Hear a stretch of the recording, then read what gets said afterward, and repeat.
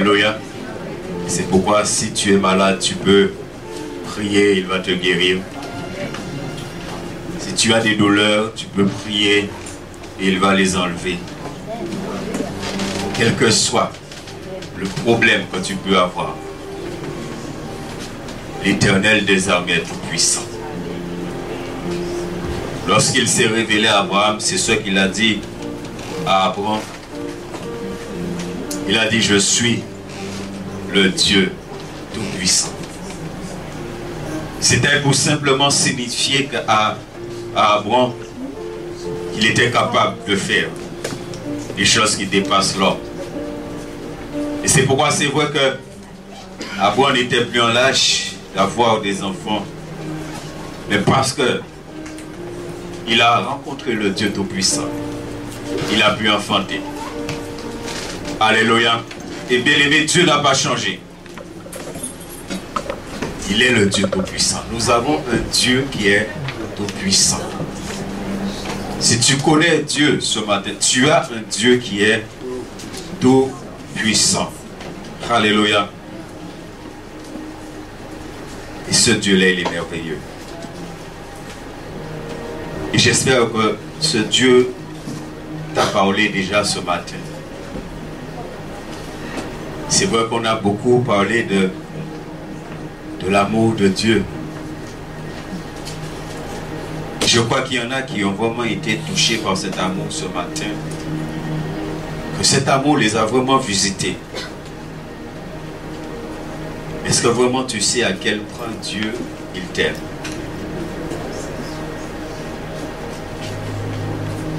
C'est vrai que, comme je dis souvent, quand Dieu nous permet, quand Dieu, que ce soit ensemble ou individuel, de vivre de tout le temps dans la louange et dans l'adoration avec lui, il est important non seulement de donner à Dieu, mais il est important d'écouter ce que Dieu est en train de te dire aussi. C'est important.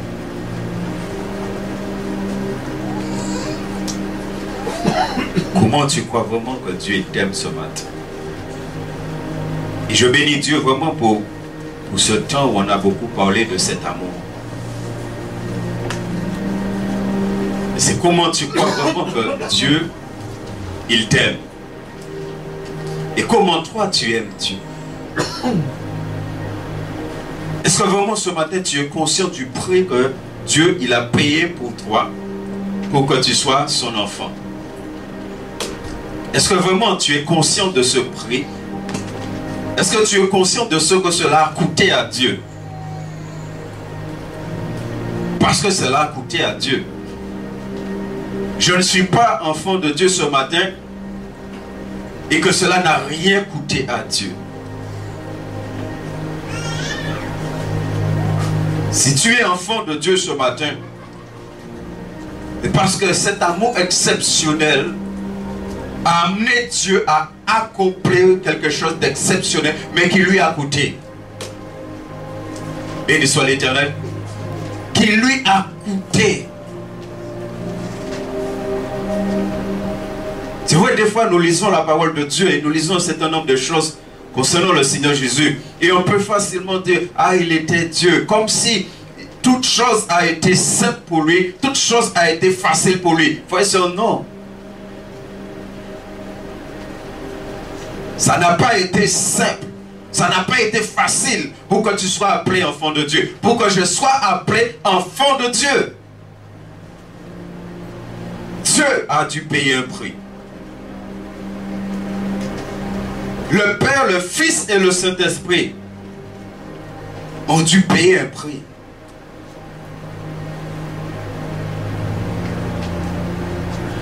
Et nous allons un peu parler de cela ce matin, en continuant à parler du péché.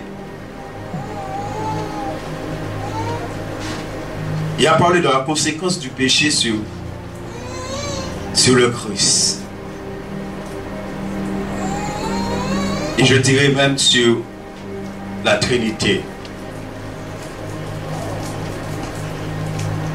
On dit simplement que Christ, il a porté nos péchés à la croix. Et c'est vrai que Christ, il a porté nos péchés à la croix. Mais nous disons ça avec tellement de facilité. Je me permettrais même de dire, nous disons ça avec tellement de légèreté. Et c'est pourquoi j'ai apprécié encore ce matin le texte de Romains qu'on a lu. Et à chaque fois que je lis ce texte, à chaque fois que Dieu peut nous donner ce texte, j'attire notre attention sur une chose. Lorsqu'il est dit que rien ne nous séparera de l'amour de Dieu, le mot péché n'est pas mentionné dedans. Parce que le péché sépare de l'amour de Dieu.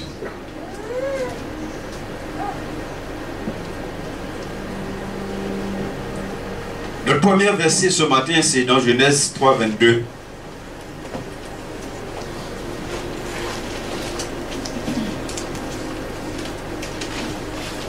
Dans Genèse 3, 22, qui fait suite à la désobéissance de l'homme, qui fait suite au fait que Adam et Ève vont désobéir, Adam et Ève vont tomber dans le péché, vont accepter le péché en eux, alors que Dieu les a créés parfaits.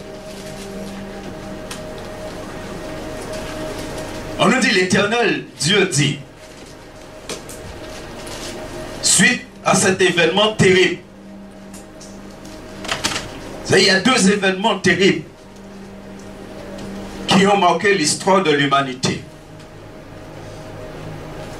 C'est ce qui s'est passé dans le jardin d'Éden et ce qui va se passer à Golgotha. Ce sont des événements dans l'histoire de l'humanité qui vont marquer l'histoire de l'humanité. Au moment où l'homme décide d'accepter le péché dans sa vie, ça va changer tout le cours de l'histoire de l'humanité. Et cela va avoir des conséquences terribles sur l'histoire de l'humanité jusqu'à aujourd'hui. Et de la même manière, lorsque le Christ va être crucifié à Golgotha, cela va aussi changer l'histoire de l'humanité. Et jusqu'à aujourd'hui, cela change l'histoire de l'humanité. Il dit, l'Éternel Dieu dit, voici l'homme. L'homme est devenu comme l'un d'entre nous, ou comme l'un de nous. Il te dit ici que c'est l'homme. Adam va manger le fruit, ainsi que Ève. C'est-à-dire, ils vont manger, comme on l'avait la dernière fois, ils vont manger la désobéissance, ils vont manger le péché. Et il te dit que quand cela s'est produit, il te dit maintenant que l'homme est devenu comme l'un de nous, comme l'un d'entre nous. On voit que c'est l'homme qui devient.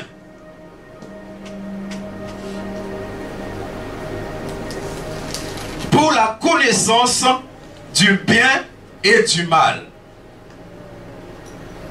Ce qui veut dire que l'homme n'avait pas cette connaissance-là avant que l'homme ait péché.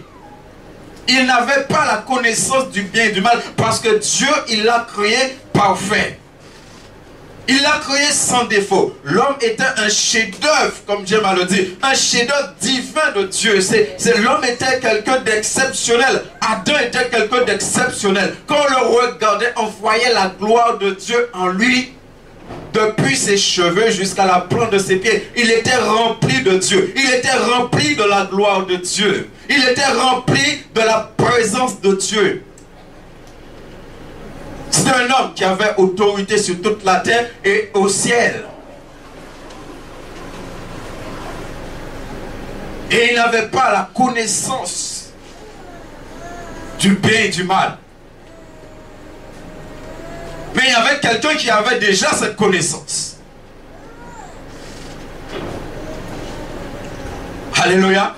Bien-aimé, c'est pas lorsque quelque chose arrive que Dieu va réfléchir à la solution. Avant même que quelque chose arrive, Dieu a déjà la solution.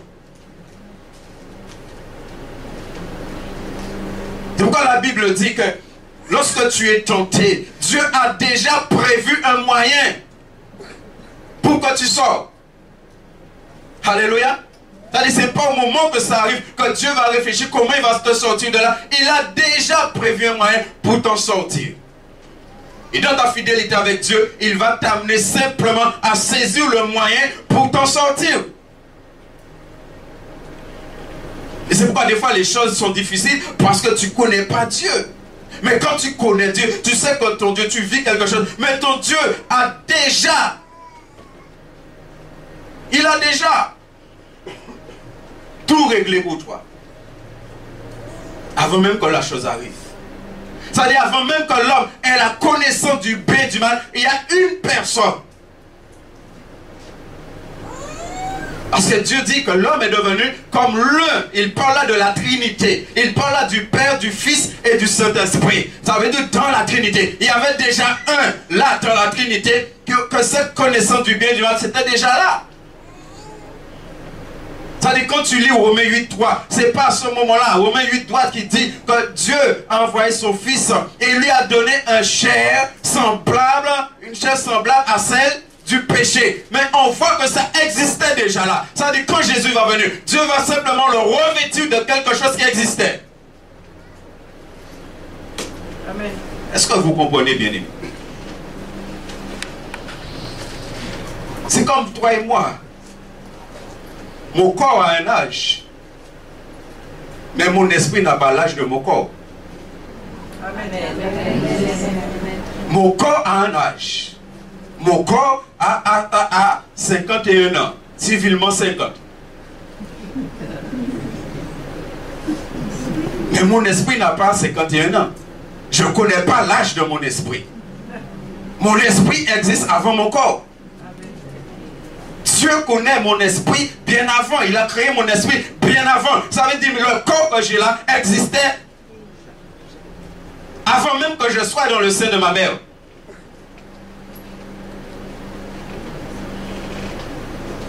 Et pourquoi nous allons nous reconnaître au ciel? Pourquoi tu vas te reconnaître au ciel? Pourquoi tu vas reconnaître les autres au ciel? N'est-ce pas? Donc c'est l'homme qui va devenir comme l'un d'entre nous. Parce que Jésus doit venir réparer ce que l'homme a fait. Il doit venir nous payer le prix. Mais on voit que le Christ existe déjà là. Et quand je parle d'exister, Dieu ne l'a pas encore revêtu de ce corps, mais il l'a déjà. Parce que c'est lorsqu'il est venu, le Christ il est venu en tant que simplement homme ayant la connaissance du bien et du mal. Ce qui veut dire que depuis là, Dieu avait déjà réglé le problème du péché. C'était déjà réglé. Cela va s'accomplir des milliers d'années plus tard. Mais c'était déjà là. Parce qu'au moment où l'homme a péché, Dieu savait qu'Adam allait pécher. Et Dieu a prévu. Et bien aimé, ce matin, on a chanté. Parmi tous les chants qu'on a pris, on a chanté cet amour exceptionnel. Mais est-ce que vraiment tu connais cet amour exceptionnel de Dieu? Et comme je dis, moi j'aime, quand c'est comme ça, la présence de Dieu est là, j'aime parler avec l'Esprit de Dieu. Et c'est important.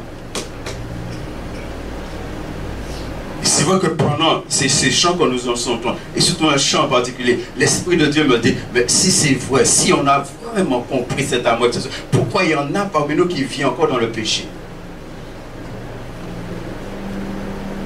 Si vraiment tu as compris cet amour exceptionnel de Dieu pour toi, c'est impossible que tu vis dans le péché. C'est impossible en tant qu'enfant de Dieu que tu acceptes le péché en toi. Si tu as compris cet amour exceptionnel.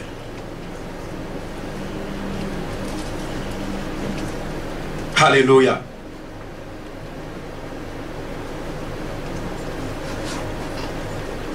L'homme est devenu comme l'un d'entre nous. Ça veut dire depuis là, c'était déjà écrit que le Christ devait venir pour mourir.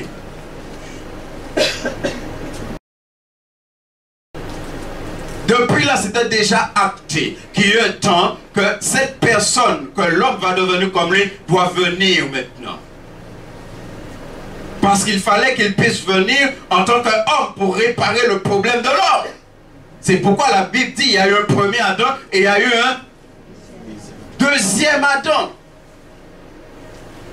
Mais lorsque le premier Adam a péché, le deuxième Adam était déjà là. Il était déjà là.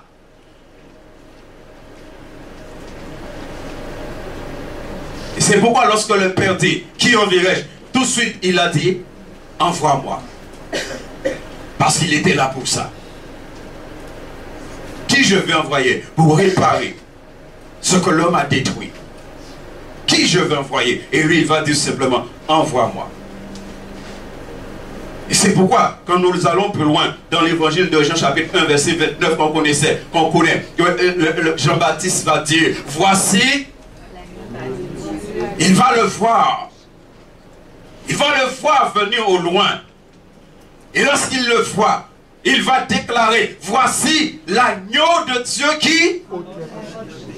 Comment Jean-Baptiste va dire une telle chose? Voici l'agneau de Dieu qui vient. Voici celui qui était déjà là de toute éternité. Celui qui était déjà là, il est réellement venu. Et il est venu pour détruire. Il est venu pour ôter. Pour ôter le péché du monde. L'homme a fait entrer le péché dans le monde. Mais lui, il vient pour chasser. Lui, il vient pour expulser le péché. Voici l'agneau de Dieu qui ôte le péché du monde. Mais lorsque l'agneau est venu pour ôter le péché, il savait par quoi il va passer. Il savait par quoi il va passer pour ôter le péché. Il faut savoir par la grâce de Dieu. Nous allons voir un certain nombre de choses et surtout ce qui s'est passé à la croix. Parce que c'est vrai, nous lisons la parole de Dieu. Et des fois, nous faisons que lire. Et on ne prend pas le temps de méditer vraiment la parole en profondeur pour recevoir la révélation, la connaissance de la parole. Et par la grâce de Dieu, tout à l'heure, on verra cela. Romains chapitre 6, verset 10.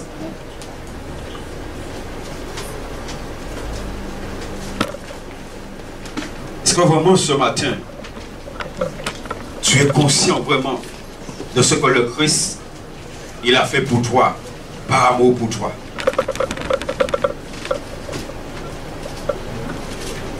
Et pourquoi la Bible dit effectivement que rien ne va te séparer de cet amour? Il est dit car il est mort. Car il est mort, et c'est pour le péché qu'il est mort. C'est pour le péché qu'il est mort. Il est venu pour cela. Il est venu pour mourir à cause du péché. Le péché qui est entré dans le monde. L'homme a fait ses bêtises, mais c'est Dieu qui va réparer la bêtise de l'homme.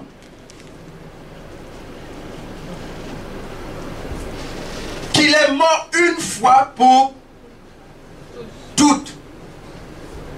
Alléluia. Il est mort une fois pour toutes.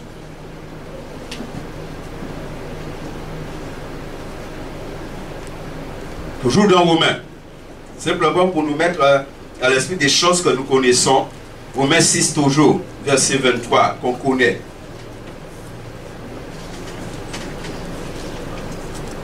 Simplement pour nous mettre à l'esprit ces choses. C'est vrai que nous connaissons. Et comme je l'ai dit, des fois nous parlons de cela avec tant de légèreté et à ne pas prendre conscience vraiment de ce que le Christ, il a accompli pour nous à la croix. Et surtout, on verra la souffrance de Christ. Il te dit car le salaire du péché, c'est la mort. Tu vois, nous lisons cela simplement, bien-aimé. Le salaire du péché, c'est la mort. Et puis après, nous allons plus loin et nous voyons que Christ, il est celui qui n'a jamais péché. Et après, nous allons encore plus loin. Et nous disons simplement que, oui, que Christ, il est mort pour nous. Il est mort à cause de nos péchés.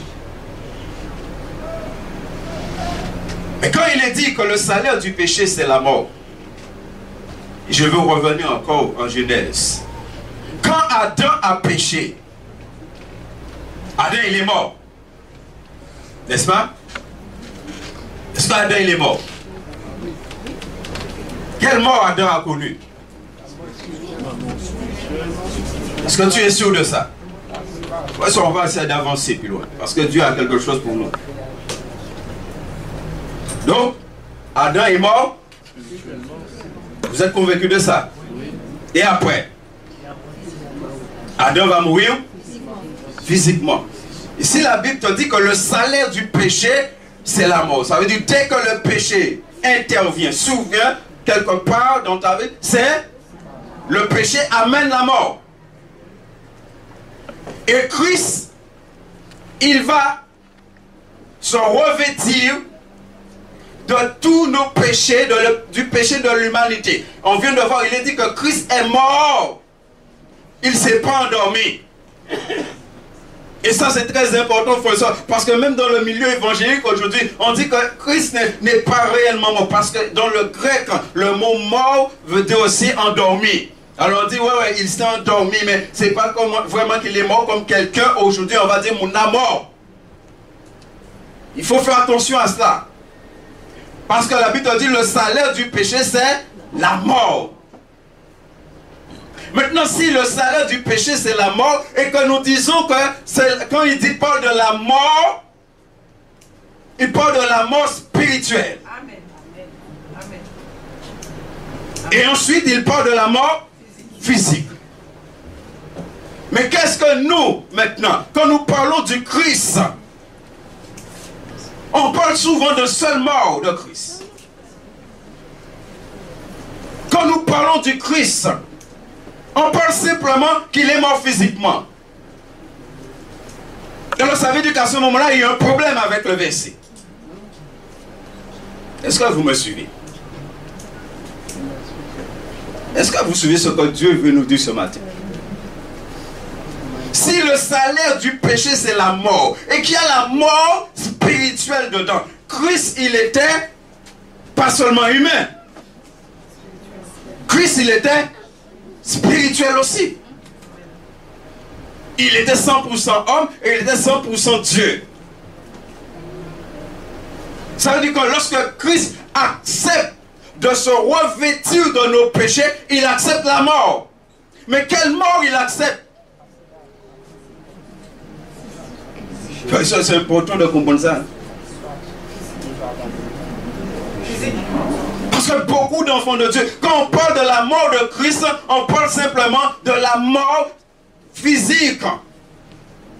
Mais est-ce que Christ à la croix, est-ce que Jésus de Nazareth à la croix, il est mort que physiquement à la croix? De la même manière qu'on parle de ses souffrances, on parle de ses souffrances uniquement souffrances physiques. Est-ce que Christ à la croix a simplement souffert physiquement? Frères, si nous comprenons ces choses, notre vie doit changer vis-à-vis du péché. Nos regards doivent changer vis-à-vis du péché. C'est pourquoi tu ne peux pas chanter quel amour exceptionnel, parler de cela, et en tant qu'enfant, tu continues à vivre dans le péché, tu vis dans le... Non, c'est pas possible. Les deux n'est pas compatible. L'amour exceptionnel de Christ pour toi n'est pas compatible avec le péché dans ta vie. Quand tu prends conscience que Christ t'a aimé d'un amour exceptionnel, tu fuis le péché. Tu refuses le péché dans ta vie.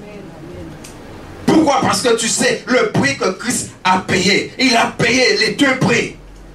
Là, il dit le salaire. Mais dans le salaire, il y a deux choses. Il y a la mort spirituelle, il y a la mort physique. Les gens qui ne connaissent pas Christ, quand ils meurent, ils vont au cimetière, ils meurent, n'est-ce pas? Mais la Bible te dit qu'il y a un deuxième mort. Pourquoi la Bible te parle de deux morts? Il y a le fait que la personne meurt physiquement et il y a le fait que la personne meurt spirituellement en allant en enfer pour l'éternité. C'est la deuxième mort. Et c'est pourquoi il te dit que celui qui est en Christ ne connaîtra pas. Est-ce que vous comprenez bien? Est-ce que tu comprends ce que l'Esprit de Dieu te dit? Ceux qui sont en Christ, ils ne connaîtront pas la seconde mort. Parce qu'ils sont remplis de l'Esprit. Parce qu'ils ont vécu dans la sainteté. Ils ont vécu dans la pureté devant Dieu. Alors ils ne peuvent connaître la seconde mort. Alors ça veut dire que Christ, il est mort deux fois aussi. Comme Adam, lorsqu'Adam va manger, Adam va mourir deux fois. Il y en a simplement un qui va tarder. Il y en a un, c'est instantanément. Et il y en a un, ça va tarder. Et rassurez-vous, frères, on va prendre la parole de Dieu pour voir les choses clairement. Il te dit que le salaire du péché, c'est la mort. C'est-à-dire quand Christ a décidé de venir, quand il a accepté ce plan divin, quand il a accepté cette volonté de Dieu, il savait pourquoi il venait. Il savait qu'il venait pour mourir.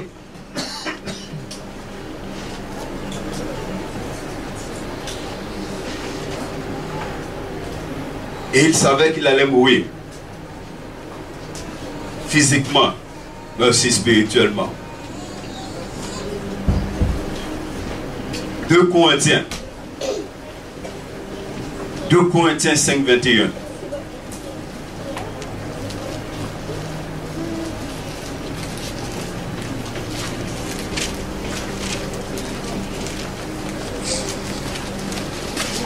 Regardez. Il te dit que celui qui n'a pas connu le péché, il l'a fait devenir péché. Ça dit Dieu le Père a fait que son Fils, qu'il n'a jamais connu de péché, il a fait son Fils devenir péché. Bien aimé, il faut prendre le temps de réfléchir vis-à-vis de la parole de Dieu. Il faut prendre le temps de méditer. Essayons de méditer sur cela ce matin. Essayons de méditer sur ce que la parole est en train de dire. Il dit celui qui n'a pas connu. Il n'a pas connu. C'est le mot connaître en grec, ça veut dire avoir une relation, une intimité avec. Il n'a pas connu. Quelque part, il est dit qu'il n'y avait rien du diable en lui. Il n'a pas connu cela. Ni par ses paroles, ni par ses pensées, son agissement. Il n'avait pas ça du tout en lui. Et il te dit que maintenant le Père va prendre une décision. Le Père va prendre la décision de faire cette personne devenir. Alléluia. Bien aimé, comment nous comprenons cela? Comment Dieu peut prendre une telle décision? Comment le Dieu qui est saint, saint, saint, le Dieu dont les yeux sont trop purs, va prendre la décision que dans la Trinité, il y en a un, il faut que cette personne puisse devenir. Comment Dieu va prendre une telle décision? Sur la base de quoi Dieu prend cette décision de faire devenir l'un d'entre eux péché?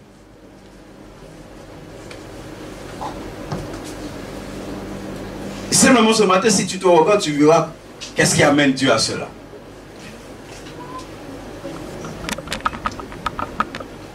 l'amour exceptionnel de Dieu pour toi et pour moi.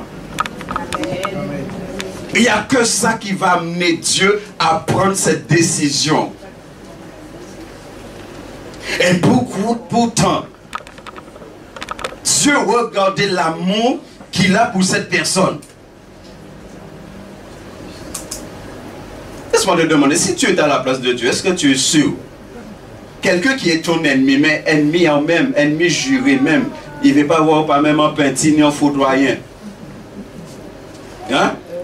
Est-ce que tu aurais pris cette décision pour cette personne?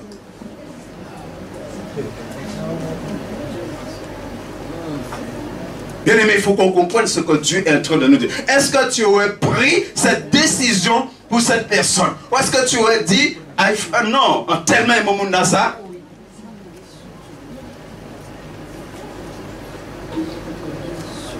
Il y a même nous qui chrétiens, nous avons nous bon gars, nous avons des problèmes à aimer.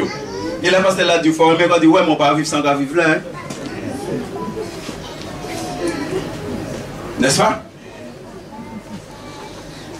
Là, parce que là, du mais tu sais, la Bible dit, il faut aimer tes ennemis. C'est ce que dit la Bible. Hein? Il faut aimer tes ennemis. N'est-ce pas? Et là, tu dis, oh, mais pasteur, sous tes sans vivre. Hein? C'est pas comme ça, nous y est? Et regarde ce que la Bible dit. Il l'a fait devenir.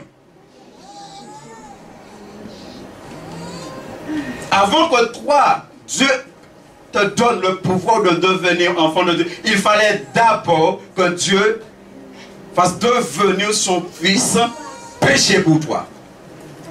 Et pour que toi, ensuite, tu deviens enfant de Dieu.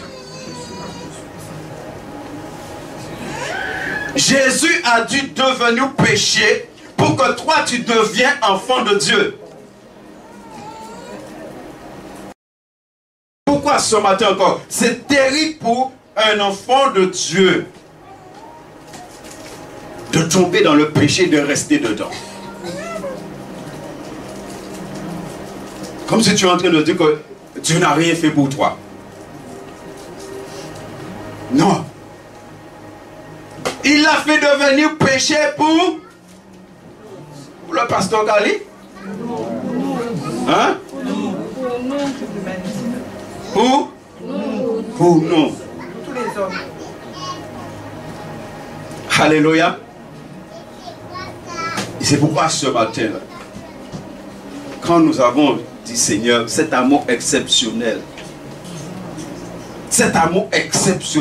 que Dieu, c'est pourquoi vraiment je bénis Dieu qu'on ait pris ce chant ce matin. Mais est-ce que réellement tout le monde dans cette salle, que tu es enfant de Dieu, est-ce que réellement tu connais cet amour exceptionnel de Dieu pour toi?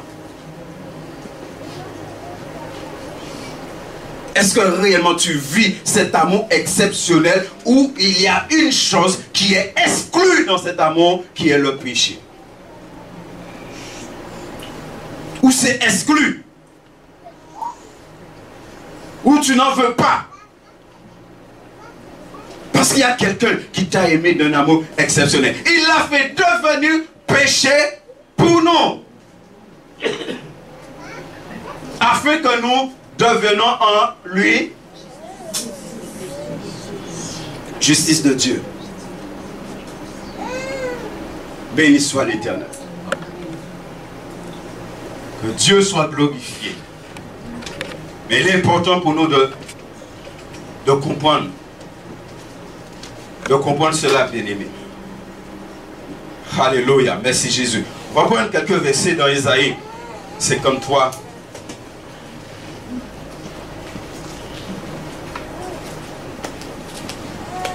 Pour voir un certain nombre de choses encore que la parole nous dit de manière claire. Nous sommes en train de parler de la conséquence du péché. La conséquence du péché de l'homme d'Adam sur le Christ. Et qu'à travers Adam, nous-mêmes. Quelle a été cette conséquence? On voit qu'on vient de lire que Dieu va le faire devenir péché. L'homme a décidé de devenir péché. Et Dieu décide de faire devenir son fils péché pour nous. Verset 4. On va prendre quelques versets. On va prendre ici verset 4 jusqu'à 8 et ensuite les versets 10 et 21. Il dit cependant, il y a une chose que de plus en plus que Dieu me permet de comprendre, c'est que le temps pour nous est arrivé de ne pas simplement prendre la Bible et réciter, mais il faut comprendre la parole de Dieu. Il ne faut pas simplement lire la parole, il faut comprendre la parole. Et ce seulement, je bénis le Seigneur. J'étais en train de regarder un enseignement d'un pasteur qui est mondialement connu. Et ce pasteur, pendant tout son enseignement, était en train vraiment de s'humilier devant Dieu. Il était en train de reconnaître combien, et même au niveau de l'église, il y a eu des choses, même peut-être des choses qu'il a enseignées. Mais il était en train, et pourtant c'est une église qui a des milliers de membres, il était en train de s'humilier, de demander pardon à Dieu pour un certain nombre de choses, d'inviter l'église à demander pardon au Seigneur. Nous sommes entrés dans un temps où Dieu appelle son peuple vraiment à une vie de sainteté. Où Dieu est en train de rectifier les choses dans nos vies, de rectifier les choses dans les églises qui veulent servir le Seigneur, qui veulent aller au ciel.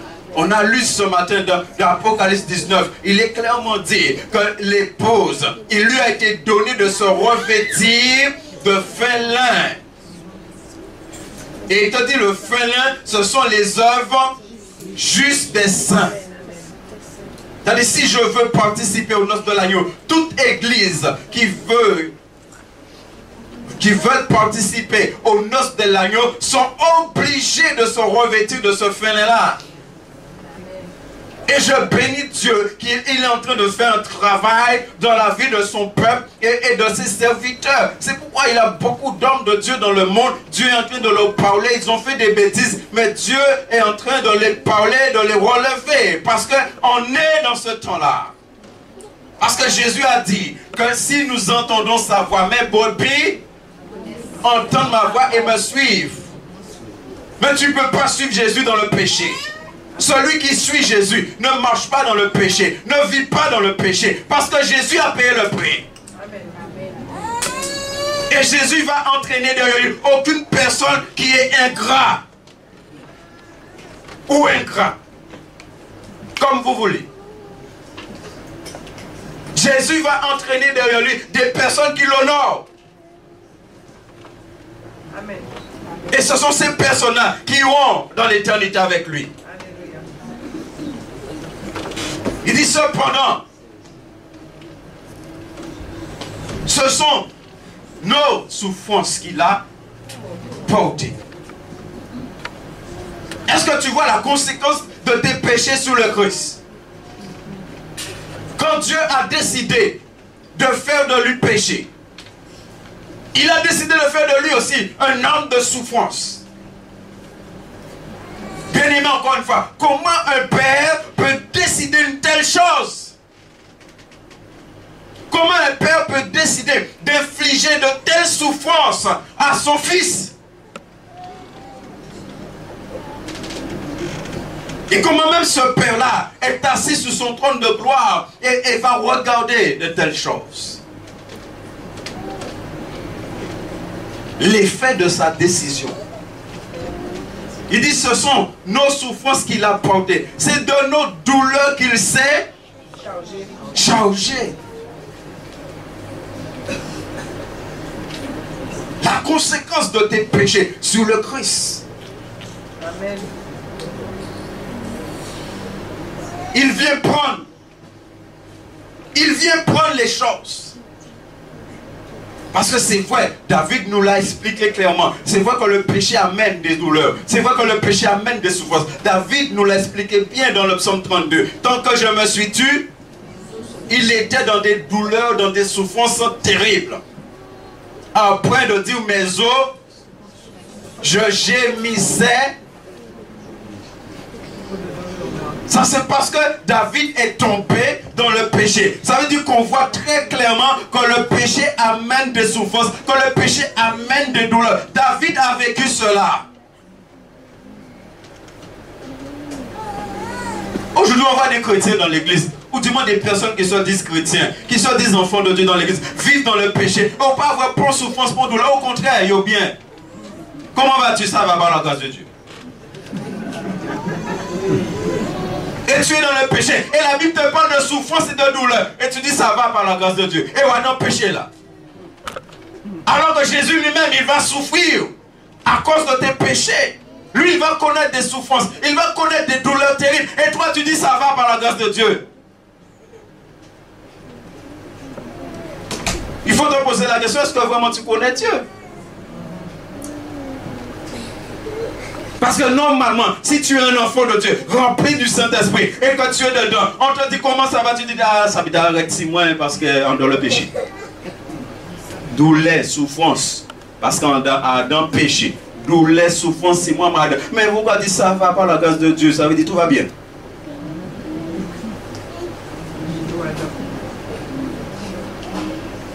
C'est que tu ne sais pas ce que c'est que le péché. Et puis ce matin, tu viens là, ah Jésus, ah. Amour exceptionnel, mais en l'air. Tout corps arrive, amour exceptionnel. Non, tu n'as pas encore connu cet amour-là. Bien aimé, je ne suis pas meilleur que personne, mais moi je sais ce que je fais avec mon Dieu. Verset 5.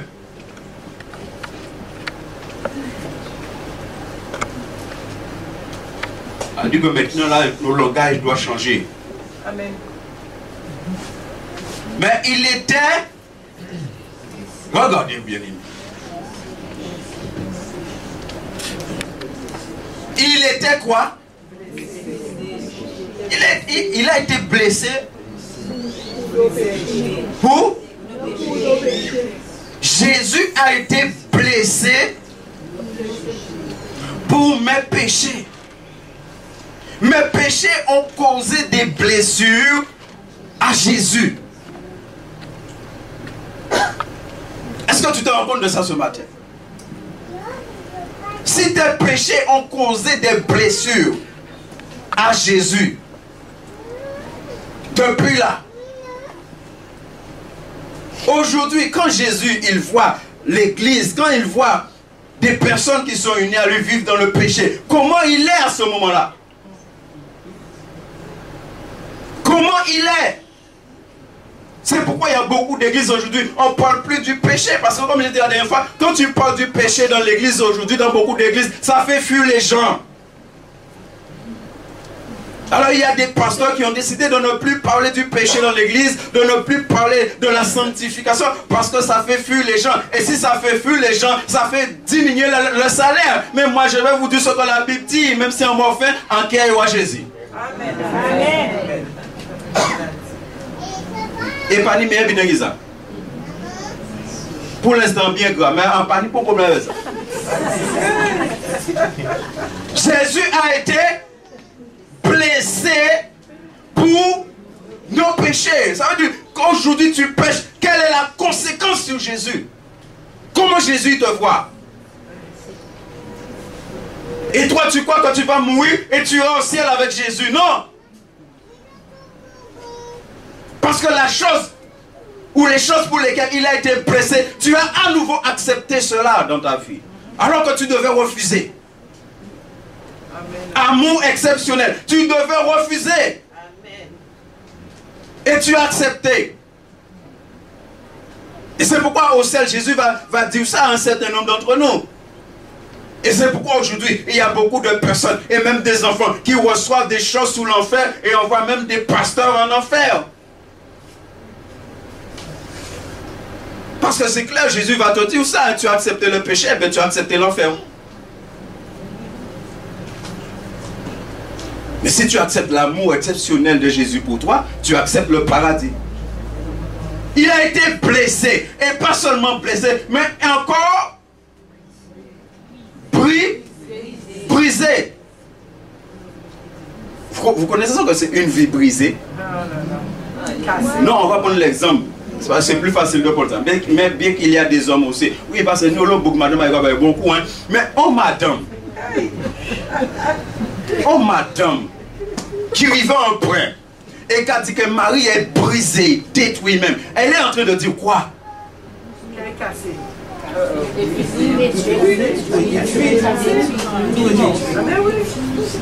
Ça veut dire qu'on peut comprendre quand la Bible te dit là que Jésus a été brisé à cause de tes péchés, à cause de mes péchés. Il a été brisé. Ça veut dire sa vie a été détruite. Sa relation avec Dieu, et on va le voir dans la Bible tout à l'heure, sa relation avec Dieu va être détruite à cause de mes péchés. J'ai détruit la relation entre le Père et le Fils, et entre le Fils et l'Esprit. J'ai détruit cette relation-là. Oui, par la grâce de Dieu, on va passer à autre chose. Hein? Parce que maintenant, il faut qu'on passe à autre chose. Parce que Jésus vient bientôt. Et la Bible dit que ce sont les violents. C'est-à-dire que c'est les gens qui ont gourmé contre le péché qui entrent dans le ciel. Les violents, c'est ça un violent. Les gens qui ont gourmé contre le péché. Les gens qui ont gourmé contre le diable. Ni pasteur qui a dit, Mamba, l'église a pas entrer dans le combat spirituel. Si vous ne voulez pas gourmer contre le diable, pas gourmer, ça c'est problème. Mais moi, ça, moi, là, moi, ben, beaucoup. Amen. Et bon Dieu, bon, moi, épée, moi, ben, beaucoup. Ouais, dans les films là, il y a quand même la main, et puis il y a pas 6 oreilles par là, pas 6 oreilles par là. Bah, putain, il y a 4 oreilles, aïe, aïe, aïe, ben, mais c'est ça pour faire diable. Et là, il y a force de crier, il est parti, c'est ça l'habitude. Il doit résister et il, à force où ben, bon, la masse, il est parti, il peut rester là. Amen. Résister au diable. Et il, ça dit, si vous pas qu'à résister, il peut fuir. Et nous, les chrétiens, pas qu'à résister. Ni un enfant, il dit, moi, tu entends aller, il dit, moi, en sorte, en cas laisser tranquille et qu'ils laissent tranquille. En tout cas, non, gros problème. Ou non, gros problème. Diable qu'à laisser chrétien tranquille. Non, souvent ça m'a dit, mais il m'a. Il a été brisé pour nous.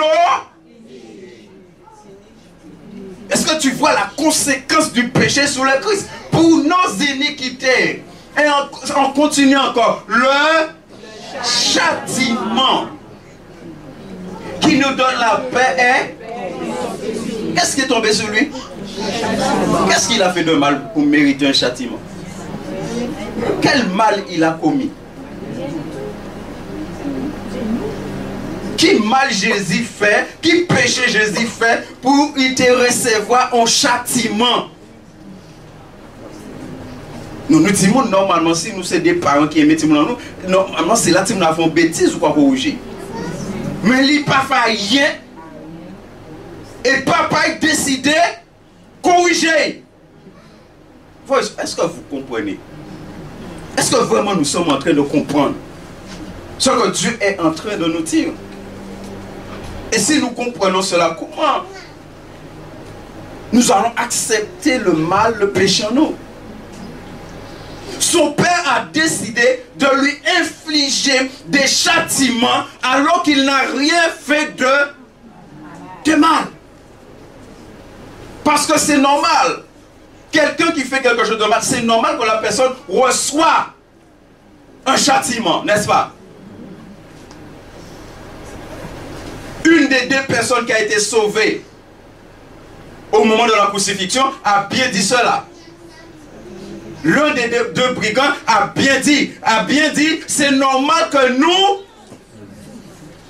nous recevons ce qu'on est en train de nous. Mais il dit, mais lui là, c'est pourquoi il est sauvé. Parce qu'il va reconnaître, c'est à cause de lui que Jésus est là. Lui, il est là à cause de ses péchés. Il est là parce qu'il était un mal marqué, un malfaiteur, un pas bon, comme disait quelqu'un. Il est là pour ça. Et il reconnaît que c'est normal. Mais lui, là, il n'a rien fait de mal pour recevoir un tel châtiment. Le châtiment qui nous donne la paix est est tombée sur lui. C'est pas vrai des fois il faut ça. Nous début d'arriver, nous quand mais quand faire encore? Hein? Mais quand il fait lui là, qu'est-ce qu'il a fait? Qu'est-ce qu'il a fait pour mériter tant de souffrance de la part de son Père?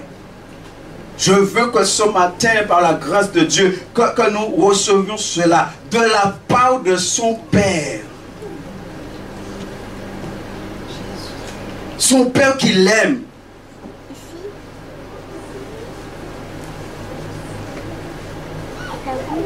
Et c'est par c'est Jésus a été blessé. Jésus a été brisé. Jésus a reçu un châtiment terrible. Jésus a été meurtri. Vous savez ce que c'est quand quelqu'un est meurtri dans sa chair, dans son corps? Quand on est meurtri en nous, vous savez ce que ça veut dire? Et c'est pas fini, verset 6. Nous étions tous errants comme des...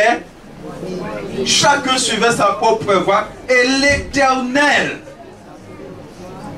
Frère, ça, la Bible dit l'Éternel. C'est pas le diable. C'est pas le diable. L'Éternel a fait retomber sur lui. Ça veut dire au moment que l'Éternel a fait cela, c'est ce qu'on a lu dans Romains. Au moment où l'Éternel fait cela, l'Éternel fait retomber sur lui le salaire du péché. L'Éternel fait retomber sur lui la mort. Ça veut dire l'Éternel prend la décision de tuer son fils. C'est pourquoi on parle d'Isaac comme un type de Christ. Parce que Abraham prend la décision de tuer son fils. Et l'Éternel a pris la décision de tuer son fils. À cause de moi et à cause de toi. Verset 7. Il a été maltraité, opprimé. Et il n'a pas... Béni soit l'Éternel. Là, vous maltraitez, opprimé. Pourquoi vous gardez bouche fermée?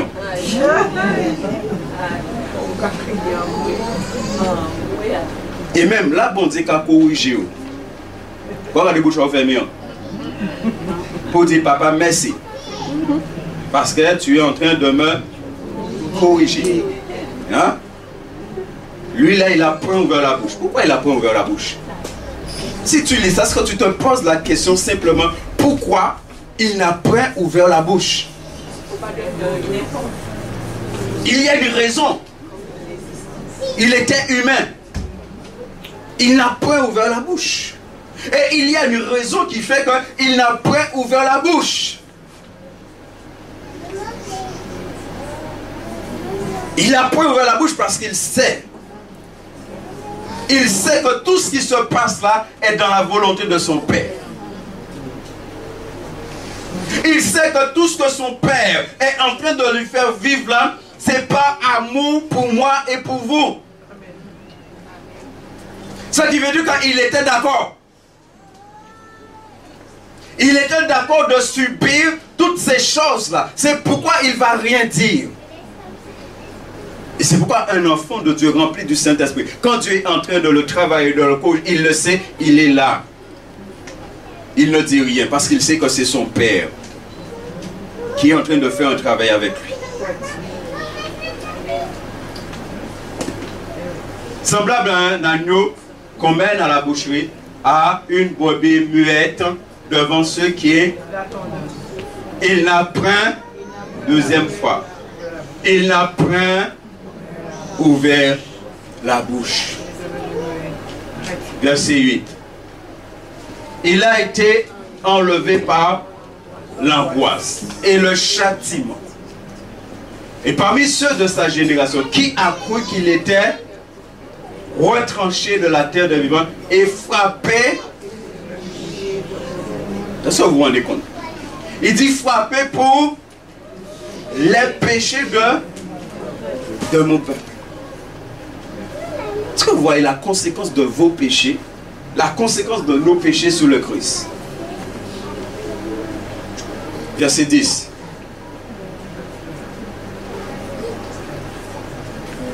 Regarde. Il a plu à l'Éternel de leur.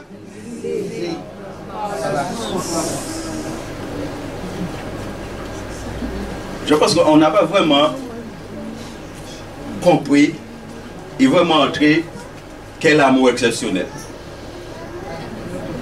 Hein? On a chanté le chant. Et pourtant, je sais qu'il y a beaucoup de personnes, si Dieu les a bénis dans son amour. Il y en a beaucoup même. Il y en a des larmes ont coulé, je sais ça.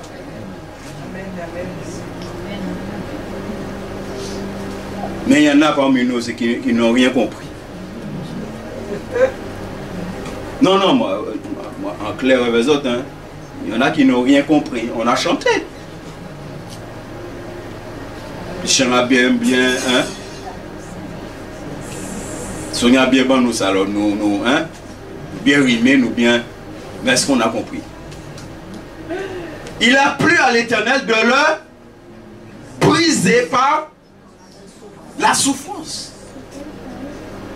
Pourquoi c'était agréable à Dieu de faire ça? Parce qu'il dit il a plu à l'Éternel. Ça veut dire que bon Dieu prend plaisir dans ça. Alléluia. Non, on ne va pas répondre. Moi, ça, bon Dieu, qui prend plaisir là, il a brisé moi. Et moi, c'est pour ça que moi, je béni bon Dieu. En ça, bon Dieu, qui prend plaisir. Parce qu'il sait pourquoi il a fait. Hébreu, c'est ce que Hébreu nous dit. Nos pères nous châtient pour peu de temps. Mais l'Éternel nous châtie pour l'éternité. Pour que nous soyons dans l'éternité avec lui. Ça veut dire que c'est une bonne chose. Et que tu dois prendre plaisir dedans. Tu dois l'accepter. Il te dit, il a plu à l'Éternel de le briser par la souffrance. Dieu, le Père, il se réjouissait. Il était dans la joie de briser son fils. Est-ce que nous comprenons ça? Mon frère, ma soeur, est-ce que tu comprends ça ce matin? Dieu était dans la joie. Parce qu'après moi, écrit Bible, il dit il a plu à l'Éternel. Dieu aurait pu mettre notre mot là, à la place de plus. Pourquoi il dit il a plu à l'Éternel?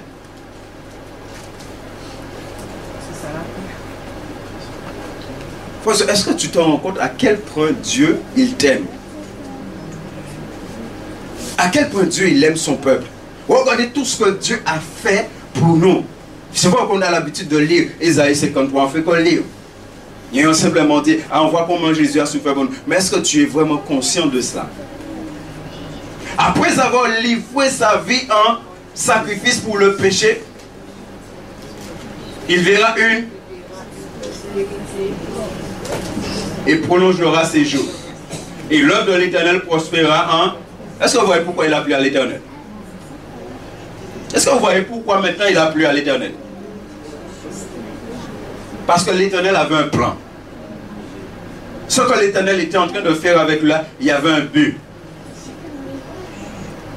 Et l'Éternel le fait parce que l'Éternel nous aime. Alléluia. Parce que l'Éternel nous aime. Et c'est pourquoi il te dit qu'il a plu à l'Éternel de le briser. Et pour conclure avec Isaïe ici, verset 11.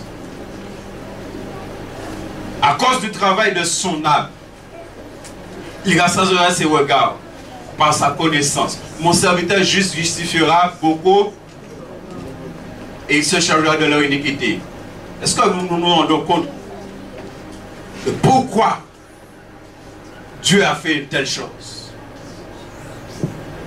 Et est-ce que tu te rends compte de la conséquence de tes péchés maintenant sur le Christ.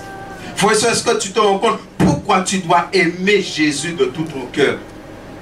Regardez tout ce que Jésus a accepté de faire. Regardez toutes les souffrances, les blessures, toutes les choses qu'il a accepté de faire. Où il a accepté de passer pour toi et pour moi. Et comment ce Jésus-là, on ne va pas l'aimer de tout notre cœur et en l'aimant, lui manifester notre fidélité.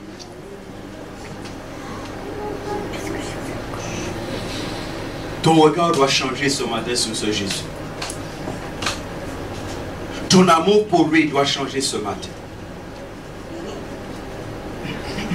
Si tu comprends ce que la parole de Dieu est en train de nous dire, tu dois croire dans ton amour pour lui ce matin. Tu dois prendre des décisions de faire pleinement sa volonté.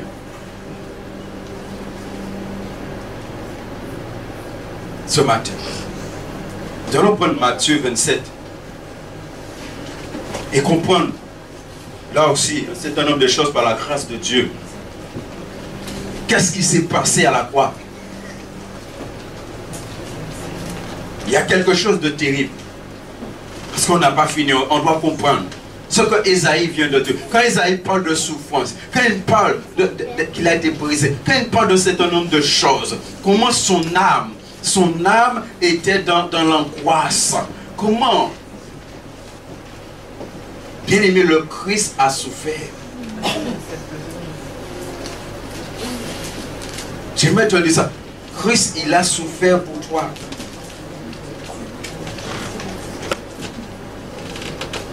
Béni soit l'Éternel. Matthieu 27, versets 45 et 46. Et là aussi, ce sont des versets que nous lisons. Et simplement que nous lisons. Mais on a besoin de comprendre, on a besoin d'entrer dedans et de savoir qu'est-ce qui s'est passé vraiment à ce moment-là. On nous dit, depuis la 6e heure, c'est-à-dire midi, jusqu'à la 9e heure, ça veut dire 3 heures de l'après-midi, il y eut des ténèbres sur toute la terre. Verset 45. Qu'on connaît bien, qu'on récite beaucoup. On nous dit par là, par après cela, et vers la 9e heure, alors que la terre est remplie de ténèbres, et c'est normal, Dieu, pour moi, a manifesté dans le visible ce que Christ, le ténèbre là, c'est ce qui est tombé sur Christ. Le péché, c'est le ténèbre. C'est pourquoi il y a eu ce ténèbre là sur la terre. Christ était en train de payer le prix du ténèbre. Il est venu pour enlever le ténèbre sur la terre et mettre la lumière. Comme il est venu dans ta vie pour enlever le ténèbre et mettre sa lumière. Alors on nous dit, et vers la 9e heure, Jésus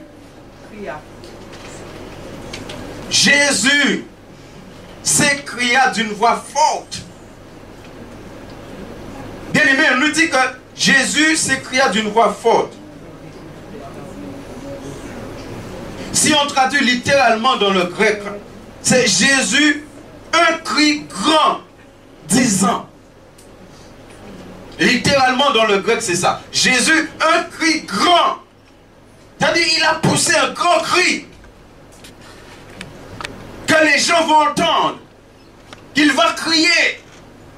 Il va crier de toutes ses forces. Et quel est ce cri que Jésus va pousser à ce moment-là? Quel est ce cri qui va jaillir de la terre jusqu'au ciel à ce moment-là? Il va pousser un cri.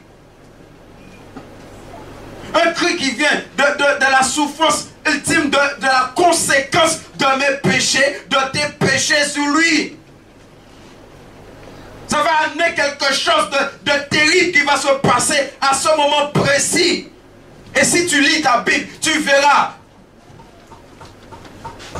Dans les 4 évangiles, quand tu vas lire, tu vas voir qu'on a mis les clous dans ses mains. La Bible ne dit pas qu'il a crié. Qu'on a mis les clous dans notre main. La Bible ne dit pas qu'il a crié. Qu'on a mis les clous dans ses pieds. La Bible ne dit pas qu'il a crié. Qu'on a percé. La Bible ne dit pas qu'il a crié. Pourquoi c'est ici précisément que la Bible va dire qu'il va pousser un grand cri? Pourquoi lorsqu'on a mis les clous, et nous savons qu'on a mis les clous, mais la Bible reste en silence, la Bible ne dit rien, on te dit simplement qu'il a été crucifié, on te dit que Simon va porter la croix jusqu'au lieu de crâne à Golgotha, et puis quand on arrive, on te dit simplement que Jésus fut crucifié, ça veut dire on l'a cloué, mais il n'y a rien. La Bible ne te dit rien, qu'il a crié, que quoi que ce soit, non. Mais arrivé ici, là, on nous dit Jésus s'écria d'une voix forte.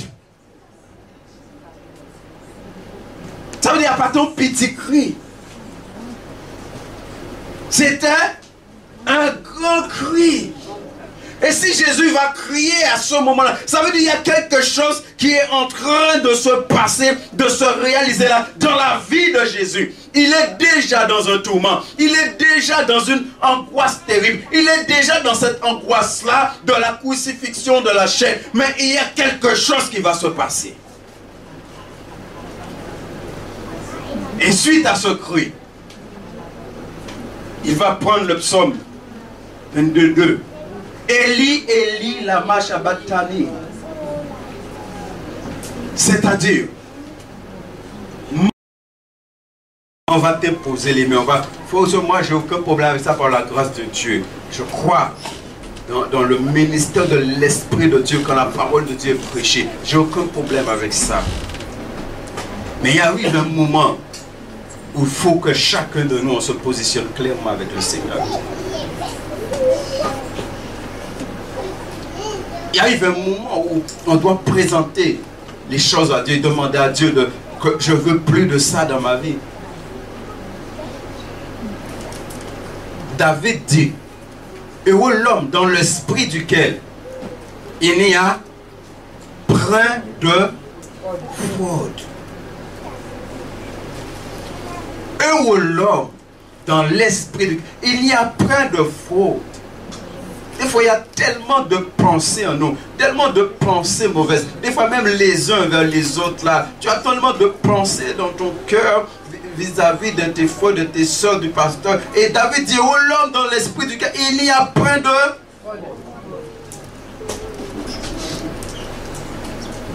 Que Dieu soit glorifié. Nous allons prier.